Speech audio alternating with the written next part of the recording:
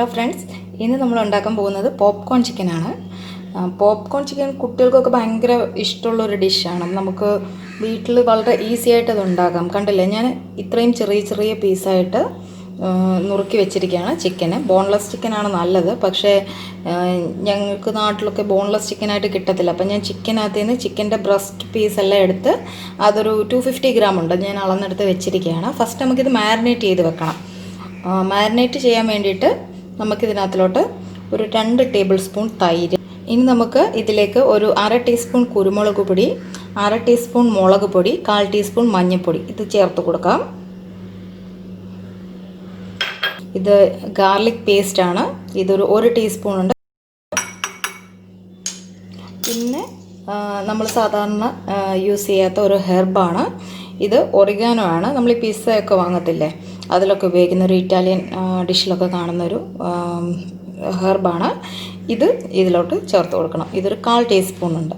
ഇനി ഇതിനെ നല്ലവണ്ണം മിക്സ് ചെയ്ത ശേഷം ഇതിനെ ഞാൻ 20 മിനിറ്റ് ഫ്രിഡ്ജിൽ വെക്കുകയാണ്. ഫ്രീസറിലല്ല, ഫ്രിഡ്ജിൽ താഴെ മാരിനേറ്റ് ആവാൻ വേണ്ടിയിട്ട് നന്നായിട്ട് ഇതെല്ലാം ഒന്ന് പിടിച്ച് കിട്ടാൻ വേണ്ടി വെക്കുകയാണ്. അയ്യോ, ഞാനൊരു കാര്യം മറന്നു, ഇച്ചിരി ഉപ്പ്.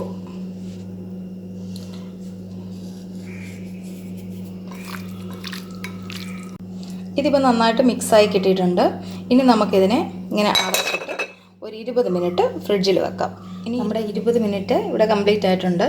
ഇനി ഇതിലേക്ക് ഞാൻ ഒരു 2.5 ടേബിൾ സ്പൂൺ മൈദ,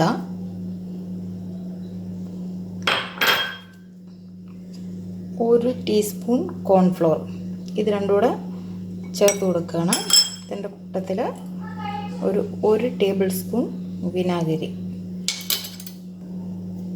ഇനി ഇതിനെ നല്ലവണ്ണം മിക്സ് ചെയ്യുക.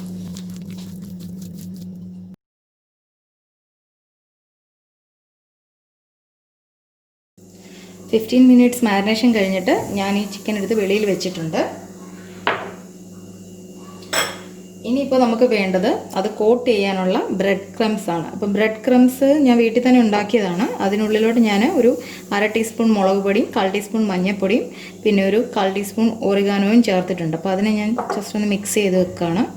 നമ്മൾ ഇതേപോലെ മിക്സ് ചെയ്ത് കഴിയുമ്പോൾ ഈ കോട്ടിങ്ങിനും ഒരു നല്ല ഫ്ലേവർ വരും. അതിന് വേണ്ടിയിട്ടാണ് ഇങ്ങനെ മിക്സ് ചെയ്യുന്നത്. അപ്പം കോട്ട് ചെയ്യുന്നതിന് മുമ്പേ നമുക്ക് അതൊന്ന് മുക്കിയെടുക്കാൻ, അത് ഞാനിപ്പോൾ 2 മുട്ട പൊട്ടിച്ച് നല്ലവണ്ണം ബീറ്റ് ചെയ്ത് വെച്ചിരിക്കുകയാണ്. നമുക്കിത് ഓരോന്നോരോന്നായിട്ട് ഇതിൽ മുക്കിയിട്ട് കുറച്ച് നേരം വെക്കണം. ഇതിന് ജസ്റ്റ് ഒന്ന് മുക്കുക, കോട്ടിങ്ങിൽ കവർ ചെയ്യുക. ഇത് ഓരോ പീസും ഞാനിങ്ങനെ കോട്ട് ചെയ്ത് ഒരു പാത്രത്തിലേക്ക് മാറ്റി വെക്കുകയാണ്. ഇത് ഉടനെ തന്നെ വറുത്തെടുക്കരുത്. ഒരു 10 മിനിറ്റ് നമ്മൾ ഈ കോട്ടിങ് പിടിക്കാൻ വേണ്ടിയിട്ട് വെക്കണം. എങ്കിൽ മാത്രമേ അത് നല്ല ഭംഗിയായിട്ട് കിട്ടുള്ളൂ. അകത്തുനിന്ന് ജ്യൂസിയും പുറത്തുനിന്ന് ക്രിസ്പിയുമായിട്ട് നമുക്ക് കിട്ടണം.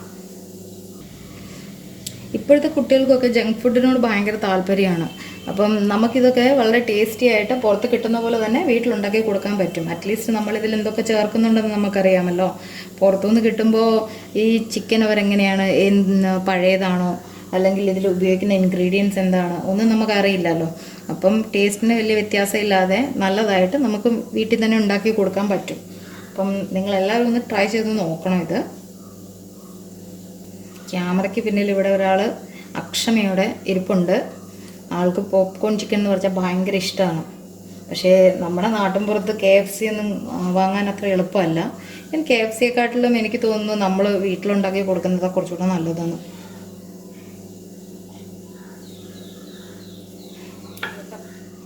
ഇപ്പോൾ ഞാനിതെല്ലാം ഒരു വട്ടം ബ്രെഡ് ക്രംസിൽ കോട്ട് ചെയ്ത് എടുത്തിട്ടുണ്ട്. ഞാനൊരു 5 ബ്രെഡാണ് എടുത്തത് ഈ ബ്രെഡ് ക്രംസ് ഉണ്ടാക്കാൻ. അതും 2 മുട്ടയും. ഇതെനിക്ക് വേസ്റ്റ് ആയിട്ടില്ല. അധികം ഉണക്കി കടായി വെച്ചിട്ടുണ്ട്. ചെറുതായി ചൂടായി തുടങ്ങി എണ്ണ ഒഴിച്ചു കൊടുക്കാം.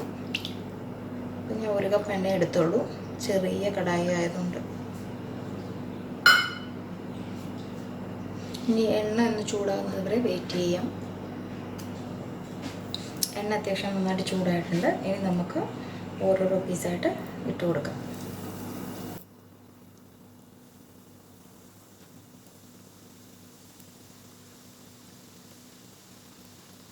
പിന്നൊരൽപ്പം കുറച്ച് കൊടുക്കാം. മീഡിയം ഫ്ലെയിമിൽ നമുക്കിത് വറുത്തെടുക്കാം. ഇത് നമുക്ക് ഇടയ്ക്കൊന്ന് ഇളക്കി ഇട്ട് കൊടുക്കണം. 10 മിനിറ്റിനുള്ളിൽ തന്നെ ഇത് റെഡിയാകും. കാരണം തീരെ ചെറിയ പീസുകളായിട്ടല്ലേ നമ്മൾ കട്ട് ചെയ്തിരിക്കുന്നത്.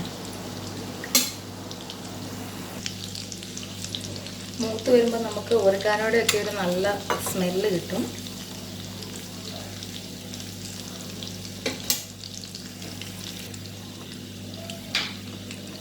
റെഡി ആയിട്ടുണ്ട്. നമുക്കിത് ഒരു പാത്രത്തിലേക്ക് മാറ്റാം.